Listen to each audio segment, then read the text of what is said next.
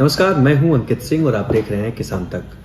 बिहार में दूसरी बार मखाना महोत्सव मनाया जा रहा है। 1 से 2 दिसंबर के बीच, यानी ये जो 48 घंटे का दिन होगा, पूरा समय होगा, इस 48 घंटे में बिहार के मखाना को किस तरह से विश्व के बाजार में पहुंचाया जाए और कैसे उसको किसानों के साथ उससे जुड़े हुए अन्य लोग हैं उनकी आमदनी बढ़ाई जाए। इन तमाम योजनाओं और तमाम चीज़ों को लेके मंथन होगा। किसान आएंगे, वैज्ञानिक आएंगे, उद्योग से जुड़े हुए तमाम लोग भी आएंगे, सब कुछ होगा। लेकिन और क्या कुछ होगा, इसको लेके हम बात करेंगे और इसके लिए हमारे साथ हैं बिहार के उद्यान निदेशक अभिषेक सर और सर से किसान तक में सर स्वागत है। सर, मखाना महोत्सव एक बिहार सरकार का चाहे उद्यान विभाग का बहुत बड़ा प्रयोग रहा पिछले साल, इस साल भी हो रहा है। क्या खास होगा इस बार और कितना अलग रहने वाला है?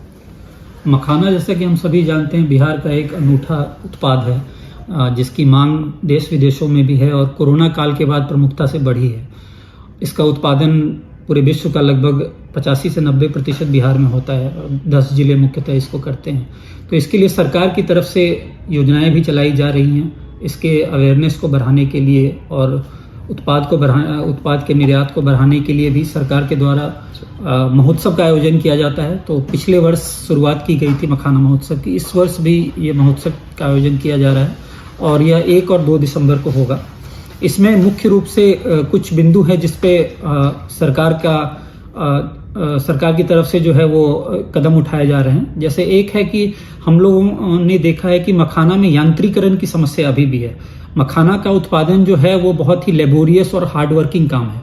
तो जो मेहनत उसमें लगती है उसको हम अपने किसानों की मेहनत को कैसे थोड़ा सुगम कर सकें, कैसे इसके उत्पादन को थोड़ा इजी कर सकें ताकि इसके उत्पादन को और हम लोग बड़े क्षेत्रों तक ले जा सकें, तो उस पर एक विशेष चर्चा होगी। दूसरा है कि हम लोग जानते हैं कि मखाना का न्यूट्रिशन वैल्यू बहुत है, उसके स्वास्थ्य लाभ बहुत सारे हैं। तो कैसे इन चीज़ों को हम सामान्य जन तक लेकर जाएं ताकि जो मखाना अभी सीमित जनसंख्या के द्वारा इसका कंजम्पशन किया जा रहा है उसको सामान्य लोगों तक पहुंचा सकें। तो उससे क्या है, मखाना के दाम में भी गिरावट आएगी और उत्पादन भी बढ़ेगा और किसानों को फिर इससे लाभ होगा। तो ये 2 मुख्य बिंदु इस बार के रहेंगे। और फिर एक हम लोगों ने सभी गृहिणियों के लिए और जो भी हमारे जो कुकिंग स्किल्स रखते हैं उनके लिए एक प्रतियोगिता आयोजित की है, मखाना व्यंजन प्रतियोगिता। तो उसमें वो मखाना के 3 तरह के कैटेगरी बनाई गई है। डेजर्ट है, उसमें मीठे उत्पाद हैं और उसमें मेन कोर्स है।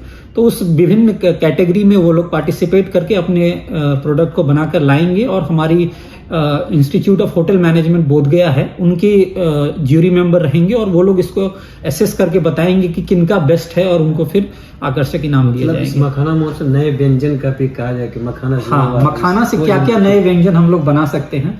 तो इसमें बिहार वासियों की तरफ से उनका जो पार्टिसिपेशन है वो अपेक्षित है और हम लोग उम्मीद कर रहे हैं कि भारी संख्या में लोग आएंगे। मशीनें भी कुछ आएंगी क्या प्रदर्शनी ऐसा कुछ? क्योंकि मशीन, जैसे आपने शुरू में भी कहा सर, कि मशीनों का जो है कहीं ना कहीं आज भी मैनुअली तमाम चीजें, तो मशीनों का बहुत कम उपयोग है। तो उसको लेकर कुछ प्रदर्शनी में कुछ ऐसे मशीन है अभी देखना हम लोग पहली बार देखे। अभी फिलहाल कुछ आंशिक यांत्रिकरण हुआ है मखाना उत्पादन के क्षेत्र में, लेकिन उसकी एफिशिएंसी थोड़ी कम है।